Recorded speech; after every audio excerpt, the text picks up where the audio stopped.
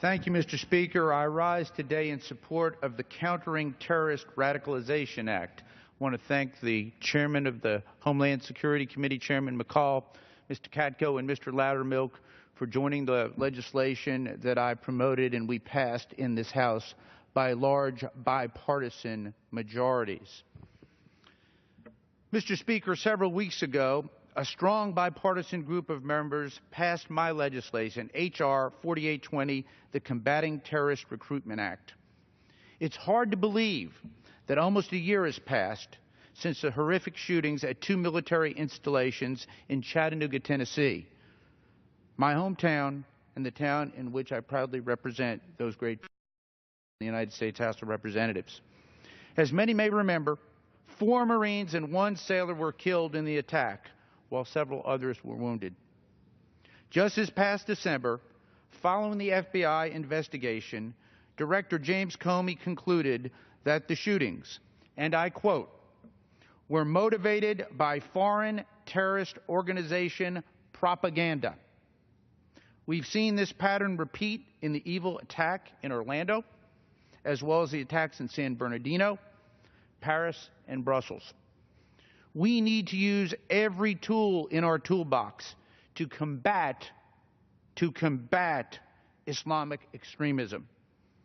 The Combating Terrorist Recruitment Act section of the bill implements one key recommendation made by the Homeland Security Committee's bipartisan task force specifically designed to counter terrorist and foreign fighter travel. While it doesn't forbid DHS from countering all forms of extremism, the bill does provide examples of how DHS can fulfill the requirement, such as counter-messaging foreign terrorist organizations who are actively recruiting in our country at an alarming rate. This bipartisan legislation requires the Secretary of Homeland Security to amplify testimonials of former extremists and defectors to fight the propaganda and recruitment of terrorist groups like ISIS. Foreign terrorists are using technology to radicalize Americans at a troubling pace, and that continues to increase. We must combat this.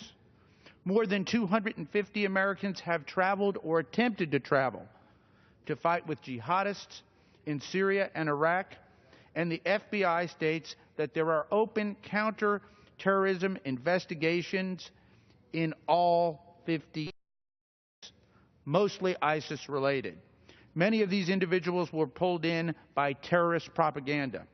ISIS is luring Americans with false promises that do not reflect the true reality on the ground in places like Syria and Iraq.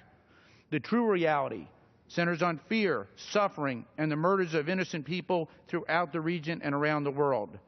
Several recent defectors from ISIS have admitted that joining the group was a terrible mistake. One young fighter said he found it very hard to live in the region and no longer believes the group represents the religion. I must state, we must do all we can to amplify the messages from these disillusioned terrorists.